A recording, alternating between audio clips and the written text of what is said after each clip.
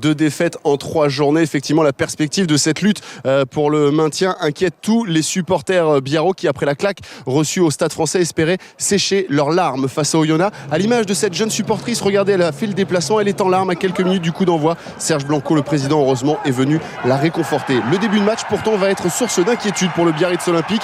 Oyonnax, comme à son habitude, attaque très fort. On joue depuis 2 minutes. Silvertian ici prolonge au pied. Il va peut-être être le premier dans leur but. Non, finalement, ce sont les Biarros qui empêchent l'ailier de cette équipe d'Oyonnax d'aplatir. Y a-t-il un plaquage sans ballon? Florian Denos a-t-il aplati ce ballon? Monsieur Péchambert va faire appel à la vidéo et décider après visionnage de ne pas accorder cet essai. Les joueurs d'Oyonnax alors vont s'en remettre au pied de leur buteur Urda Pileta qui en moins de 9 minutes inscrit 2 pénalités. Oyonnax alors mène 6-0.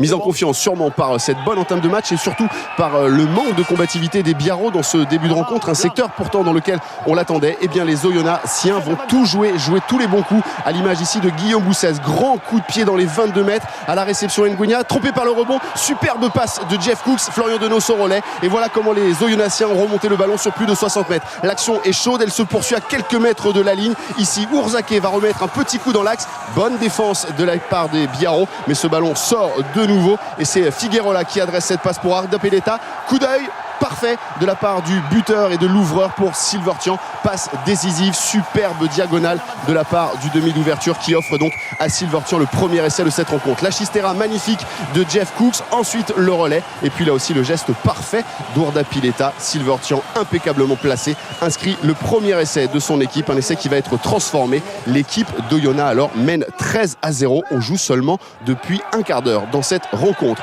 Comme souvent, les Oyonnaxiens également s'en remettent à la bonne marche et au bon fonctionnement de leurs avants. Un superbe ballon porté contre Clermont. Déjà ils avaient marqué les esprits en avançant sur plus de 30 mètres. Cette fois la distance est un peu plus courte, 20 mètres seulement, mais la conséquence est importante avec notamment ce départ de Mahafi, omniprésent aujourd'hui, présent dans tous les secteurs du terrain. Certes Biarritz a réduit la marque sur pénalité, mais c'est encore Oyonnax ici qui va franchir la ligne grâce à Silvertian. Un très très beau mouvement. Il y a vraiment eu des gestes de classe, il y a vraiment eu toute l'intensité d'une belle rencontre de top 14 et apprécié au passage ici Geneker, la passe sur un pas, ensuite Tichit, la passe sur un pas, où quand un talonneur et un pilier font le travail des 3/4. Silvertian alors n'a plus qu'à aplatir. Les supporters se régalent même si l'essai n'est pas transformé. On en est donc à 13-3 et les malheurs continuent de tomber sur la tête des joueurs biarros, surtout sur la cheville d'Arnaud Egui. Ici on l'a vu, cette cheville qui reste coincée sous un short oyonnaxien, obligé de sortir victime d'une entorse de la cheville gauche. Heureusement la cheville de Dimitriashvili elle ne tremble pas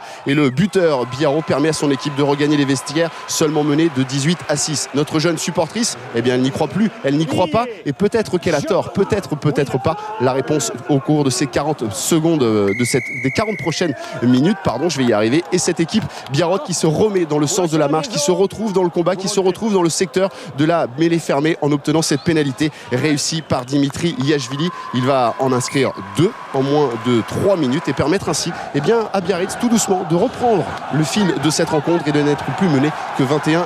Oyonnax alors sans le danger, Oyonnax se remet un petit peu à prendre l'initiative. On les a sentis un petit peu émoussés dans ce deuxième acte, mais Urda Pileta lui n'a jamais tremblé au moment de convertir les pénalités de cette équipe oyonnaxienne qui reprend alors l'avantage 24-12 après 56 minutes dans cette rencontre. Christophe Urios malgré tout est inquiet car il sait que son équipe baisse pied en général dans les fins de rencontre et il sait surtout qu'à Biarritz il y a énormément de talent et qu'on est capable de renverser un match sur quelques coups gagnants ou presque pas. Regardez ici Benoît Bavy, il attaque la ligne avant d'être repris dans les 22 mètres. Les soutiens autour du porteur du ballon, Joey Petersen notamment, une libération un petit peu retardée par la défense d'Oyonnax. Petersen malgré tout va réussir à transmettre à Yashvili et là aussi il lève les pieds, le demi de mêlée et tape dans le même endroit qu'Urda Pileta en première période. La conclusion est identique avec cet essai de Nguenia, un essai qui ramène cette équipe biarrote à 24-20, seulement 4 points d'écart avant la transformation de Dimitriashvili. Parfait ici dans ce rôle de passeur décisif. On va le retrouver donc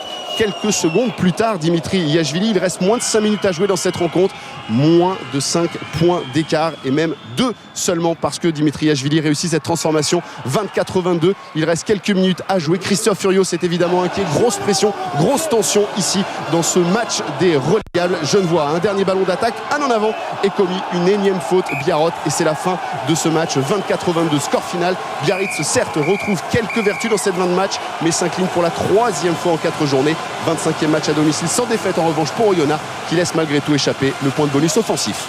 On a ce sentiment aujourd'hui un peu extrêmement mitigé entre l'idée qu'on aurait vraiment pu creuser l'écart beaucoup plus tôt et pour le coup aujourd'hui prendre un bonus offensif, je pense que c'était pas immérité et à la sortie presque de perdre le match quoi.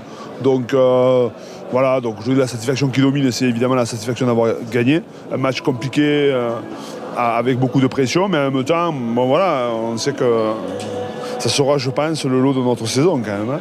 Voilà, c'est une faillite collective pendant une mi-temps et une réussite collective en deuxième mi-temps, mais quand on prend 20 points, c'est trop difficile à remonter, même contre une équipe qui monte de Pro D2. Il nous reste 22 journées, plutôt que l'inverse, qu'on soit à la recherche de points avec 3 journées à jouer. Donc pour le moment, voilà, tout le monde n'est pas arrivé. J'espère que tout le monde... et que notre effectif sera au complet le plus rapidement possible. Je crois que ça, c'est la première des choses. Et dès qu'on aura récupéré notre effectif au total, donc on souffre, mais cette souffrance va nous servir peut-être, hein, même j'en suis sûr, pour les matchs futurs.